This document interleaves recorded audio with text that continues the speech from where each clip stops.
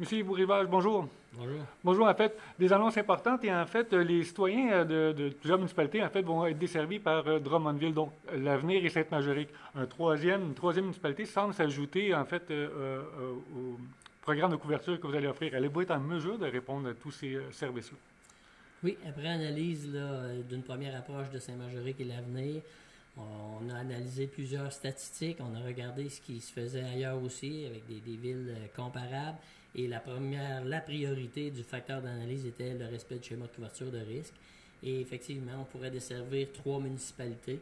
Par la suite, là, ça sera des analyses, mais pour l'ensemble de la desserte qui a été offert comme délégation de compétences, effectivement, il y a 3 municipalités sur lesquelles on pourrait desservir sans affecter, important, le service aux citoyens de Drummondville et de respecter toutes les obligations de schéma de couverture de risque, tant pour les municipalités desservies que pour Drummondville. Qu'on soit un citoyen ou en fait un entrepreneur ou une entreprise dans une de ces trois municipalités-là, vous allez être en mesure de couvrir ces services-là. Effectivement, dans l'analyse, évidemment, on parle de catégories faibles, moyennes, élevées et très élevées, donc les entreprises. Et puis, on répond en tout temps à toutes les normes exigées dans le schéma, tant au déploiement du nombre de camions et du nombre de pompiers requis pour satisfaire aux obligations. Par les obligations, si on peut résumer très simplement, en fait, c'est quoi exactement le temps de réponse exigé, en fait, qui est convenable? Moi, dans une deuxième version de schéma, là, on n'est pas dans la première, dans la deuxième version de mouture du schéma qu'on a, c'est qu'on dit ce qui est marqué partout, les schémas qui ont été attestés à date au ministère.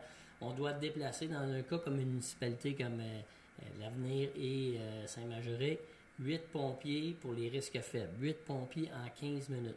Ce qu'on dit pour les risques élevés, c'est que le déploiement doit être supérieur. Donc, on n'a pas de nombre de minutes, ça doit être demeuré raisonnable, mais il n'y a pas de temps inscrit comme on avait au premier schéma de 20 ou 25 minutes. Donc, ça doit être supérieur selon les plans d'intervention qui vont être effectués pour les catégories 2, 3 et 4. Donc, les municipalités qui sont venues vers vous assument en fait que vous avez les compétences et en fait les équipements et effectifs pour y répondre.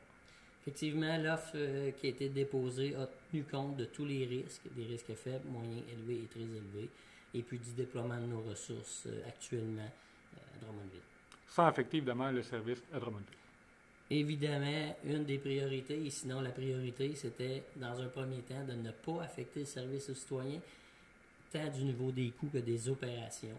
Et par la suite, à regarder les obligations du schéma ici conformées.